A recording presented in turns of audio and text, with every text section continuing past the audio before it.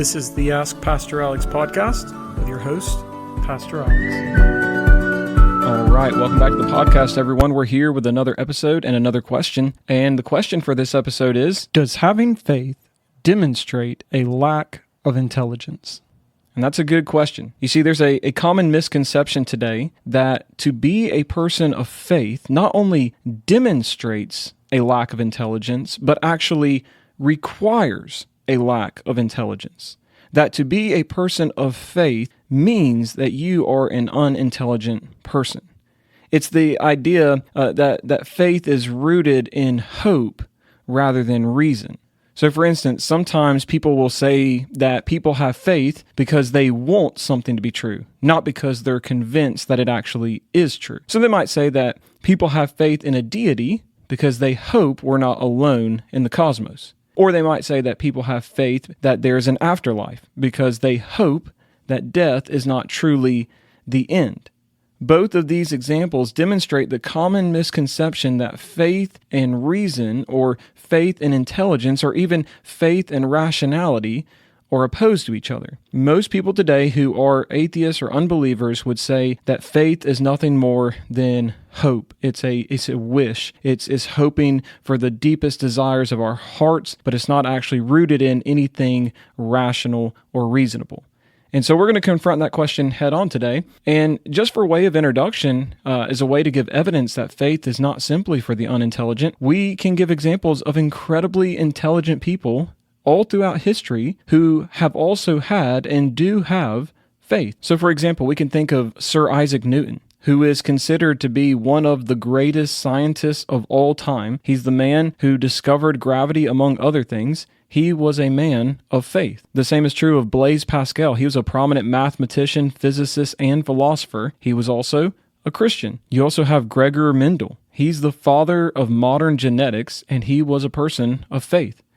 The same is true of Johannes Kepler. He was a renowned mathematician and astronomer who discovered the laws of planetary motion, and he was a man of faith. Now, these aren't just examples from long ago history that we can rely on, but we also have many examples from today. There are some of the most intelligent people alive today are people of faith. One of my favorite examples today is Professor John Lennox. He is an Oxford mathematician and philosopher, and he is also a dedicated Christian. And if you ever have time to go and listen to any lecture by John Lennox or just listen to his debate with Richard Dawkins, the famed evolutionary biological atheist, that's a fantastic debate to listen to. I highly recommend it. But also, if you just listen to John Lennox's story, he talks about the fact that he did grow up in a Christian home, but his parents encouraged him to be open-minded and consider all sorts of possibilities and come to his own conclusions. And so he did wander away from his Christian upbringing for a while. But if you listen to his story, what's amazing about it is that he says that it was actually through science that he came back into faith, that he was convinced of the existence of God. As he studied mathematics and realized how precise mathematical equations are and the fact that they work out in a universe that's supposedly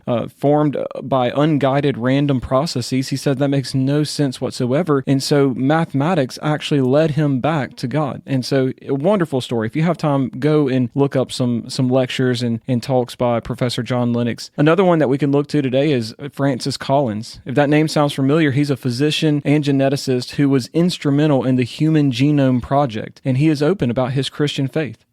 Another really prominent one today is Stephen Meyer. Stephen Meyer is a philosopher and scientist and the director of the Center for Science and Culture, and he is an open Christian. Now, these examples, they do not disprove the claim that faith is only for people who lack intelligence, but they do serve as good examples of the fact that throughout human history, some of the most intelligent people who have ever lived have been people of faith. They saw no incompatibility between their intelligence, their rationality, their scientific endeavors, their philosophical endeavors, and their faith. In fact, it was very often their faith that spurred on further scientific inquiries and discoveries. And so here's what we need to do at this point. As I said, many people today have this misconception that faith is nothing more than blind hope. It's just hoping for our deepest desires, but it's not rooted in anything rational or reasonable. And so we need to get a biblical definition of faith to better understand it. And this is what we read in Hebrews 11:1.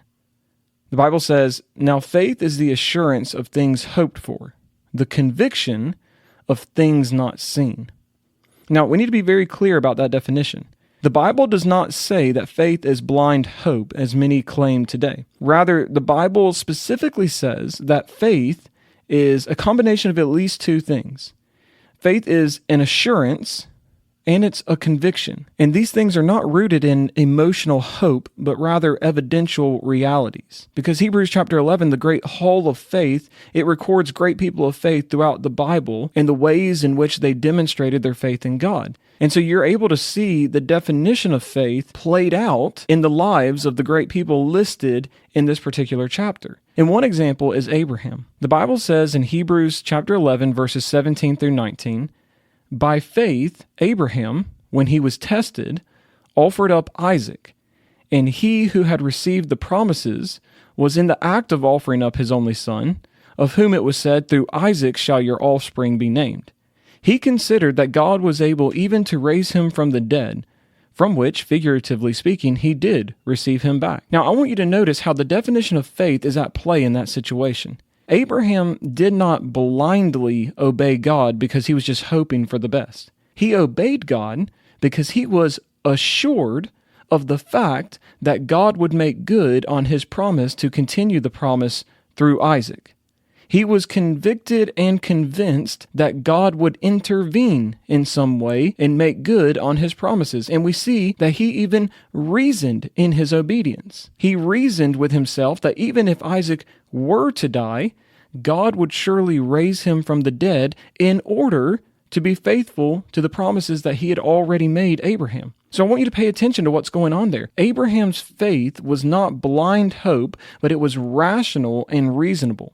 In fact, you could say that faith is not blind hope, but it is hope that is rooted in God's character and previous acts. I want you to think about that for a second. Faith is not blind hope, but rather it is hope that is rooted in God's character and previous acts. Abraham's faith was rooted in the very character of God. He knew that God is a promise-keeping, covenant-keeping God who always makes good on his promises. And so we can, of course, trust him now and in the future because that is who he is. Not only that, but also God has always shown himself to be faithful in the past. And so we can trust that he will be faithful in the present and in the future. This is how all faith is recorded in the Bible. It is never blind hope or just wishing for the best or just taking a leap of faith. Faith throughout the entire Bible is always rooted in the character of God and in God's previous words and actions. Faith always involves reason and rationality, which leads me to another crucial point in this discussion about faith and intelligence. And that's the fact that God is necessary for intelligibility. Now, if you don't know what that is, intelligibility refers to the quality or state of being understandable or clear or comprehensible. It's basically the degree to which something can be grasped and perceived and comprehended by the mind. So when something is intelligible, it can be interpreted, it can be reasoned about, or it can be communicated effectively. And I'm making the argument that God is necessary for intelligibility. Without God, we couldn't know anything at all. And here's why I say that. Because if the theory of evolution is true, and there are countless reasons to believe it is not true, then every single person has evolved through a series of random, unguided chance mutations that have resulted in humanity as we know it today.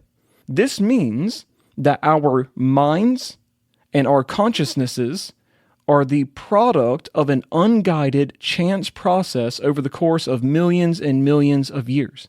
And listen to me, if that's the case, then why do we have any reason to trust anything our mind tells us at all? Now, if you're not following, okay, I'm going to give you an example to try to help make this more understandable. Let's say you're traveling on a train going to Baltimore, and it's a long ride, so you fall asleep. And when you wake up, you look out the window at a hillside, and you notice that there's a rock formation that says, "Welcome to Baltimore." When you look at that rock formation, naturally, the first thing that you're going to think is, "I've arrived at Baltimore." And the reason you're going to think that is because information is being communicated to you by means of this rock formation. So in other words, you look at the rock formation, you see that information is being communicated to you with the message, "Welcome to Baltimore," and you know that since information is being communicated to you, and since that information is intelligible, you naturally assume that someone has gone through with the act of creating this rock formation as a way of welcoming people into Baltimore. So you don't think anything about it, right? But what if, hypothetically, no one created the rock formation? What if the guy sitting next to you said, "Hey, interesting thing about that rock formation there, it's actually on that hillside, and that particular hillside is really susceptible to wind and rain. And so over the course of millions of years, that rock has eroded in such a way that it now randomly and by total chance says, 'Welcome to Baltimore.'" Well, if that's the case, and what you're seeing there on that hillside in that rock formation truly is just the byproduct of wind and rain erosion over the course of millions of years, and it just so happens to create this message, "Welcome to Baltimore," you have absolutely no reason whatsoever to believe or trust that you are in Baltimore. Information is being communicated, but since there was no intelligence that went into the formation of that information, there was no intelligence that went into the formation of that message, there was no intentionality behind creating that message, it is just the result of unguided, random chance processes over the course of millions of years, you have no reason to trust what is being communicated to you. Well, in the same way, if our brains and minds and consciousnesses really are just the product of random chance mutations over time, and no thought, intelligence, or intentionality went into forming them at all, then listen to me, we have no reason to trust our brains, our minds, or our consciousnesses at all.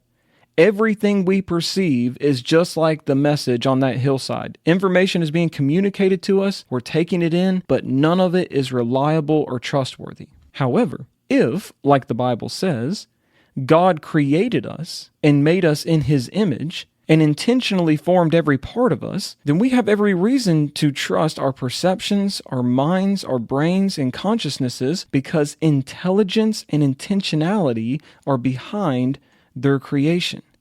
Therefore, God is essential for intelligibility.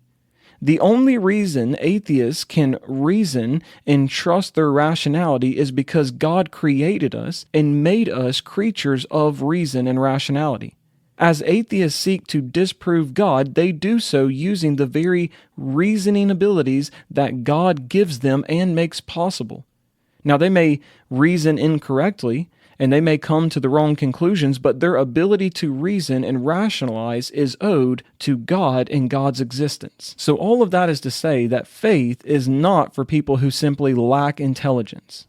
Faith does not demonstrate a lack of intelligence, and it does not require a lack of intelligence. Faith requires intelligence and reason and rationality and intelligibility.